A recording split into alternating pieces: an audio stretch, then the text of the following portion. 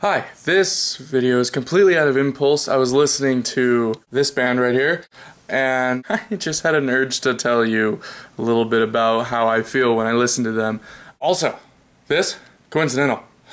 I really like Streetlight Manifesto. That's not a secret to anybody that knows me well or not so well. I'm a big fan of them. They got this interesting sound, so many different influences. That ska sound they have, I don't know, Chris Thatcher's drumming, just like it's got that brup kind of a drum thingy going on there.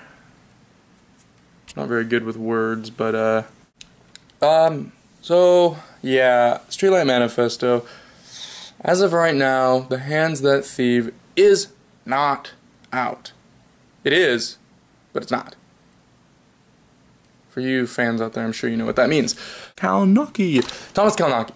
Or is it Kalnoky? I've heard it both ways. Okay, this man is just unfathomably beautiful. Yes, physically, we can all agree how cute this man is. He is a little gem in a pile of shit. He is just beautiful. I just love him. I just want to marry his face platonically.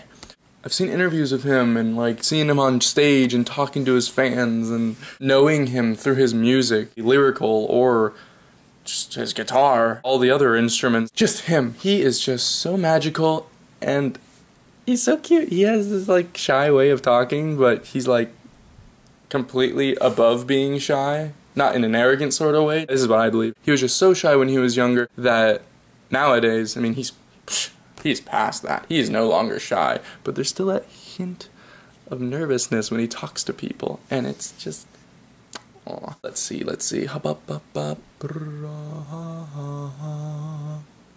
He is a real human being with real life, real problems, real vivid structure of living and existence, and he was born as a baby, and he's grown up through life experience and education to be this man that just can create a tune. He's this human being. He is a person. He is like me.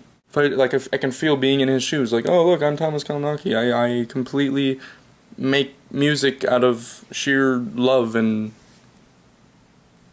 hate. He's a perfectionist. He sits with songs forever and just toys with them. I saw an interview where he says that he doesn't like to get rid of portions of songs. That's why his songs are so long and have so many unique portions to it. Like what they said in that particular interview, like acts in a play. He just keeps adding, and he's like, oh, I like this part. I'm going to put it in somewhere in the song, add a little bit, put more in, and oh, I like this part too. Oh, I can't delete anything. I love it all. And he's a good writer. This little video here is completely out of my love for Tomas Kalnoky, but that does not exclude the other members of Streetlight Manifesto now and before. They are intense musicians. They are so freaking hardcore. Streetlight Manifesto is the most hardcore band I have ever seen live, and I think the most hardcore band out there. I don't think Streetlight Manifesto is so hardcore. Have you ever heard of Rudimentary Peni? I'm like, yeah, okay, I get it. There are other hardcore bands out there, but that's a completely different hardcore. These guys are emotionally hardcore, and they put the unk in punk, and it's just like, unk. You know what I'm saying? I don't know. I'm a freak. I would absolutely love the chance to talk with Tomas. Talk with all of them. To be able to get a better understanding as a musician, to compare and contrast being a fellow musician myself, story structure or technique. What am I doing wrong? For instance, he plays guitar. I've played guitar since I was 10 years old, and I am in no way as good as Tomas is, at all. I would love to be able to talk to him about that, and maybe he can have some pointers, or maybe I can just watch his technique. Above all else, I would like for him to even teach me how to do stuff. Sit down with me for hours on end, frequently, to just be able to run into him and be like, really quickly, I'm sure you're on your way to do something, but I just want to let you know, Tomas, that you saved me, and thank you. I don't know if I would be here if it wasn't for you, Thomas. You saved me in high school. You changed me for the better, I think. I mean, I like who I am today. And I wouldn't be who I am today if it wasn't for you, your songs, your emotion, and your past life, seemingly terrible experiences. You seem to be a very strong human being, and I completely admire that, among other things. Now, I wouldn't go as far to say as I am envious of you,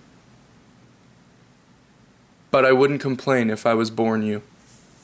Just saying. If you are one of those people who likes to chill out just a little bit, watch some kitten videos, maybe you're into those new Vine videos, I don't know. If you see this, Thomas, I just want to let you know that, no, you are not my idol. I have an A-B idol. I'm pretty sure he will always have that pedestal. I don't want to use that word, but that's the best I can do right now. But you, Tomas Kalnoky, are my hero. And ever since freshman year, when I first found out about you, you've been my hero. I dig you. Going to see you again. Bandits of the Acoustic Revolution. I really love the strings and the horns together. Just love it. Can't wait for new stuff. I know you've probably heard this a lot, but I cannot wait. That'd be so cool if you were watching this. That'd be so cool if you started watching this and are still watching it because you're still intrigued, because I guess I'm a fan and I don't know if you even like fans. I want to apologize, but I'm not apologizing.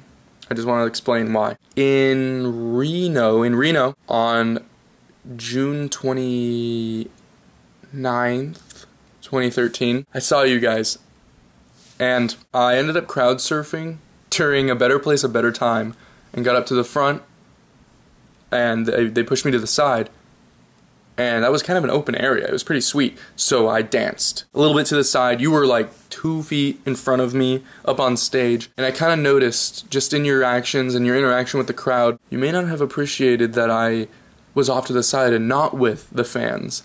I decided to do my own thing. You may or may not have even noticed this, you may not even remember this, but I felt kind of weird.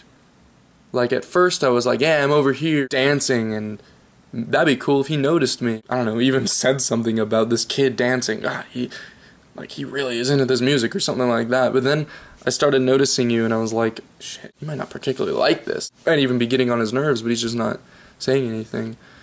That's something I don't regret, because that was really fun dancing alone in the corner. Crowd surfers ended up joining me. Not apologizing, but just want to let you know that I noticed the potential frustration within you.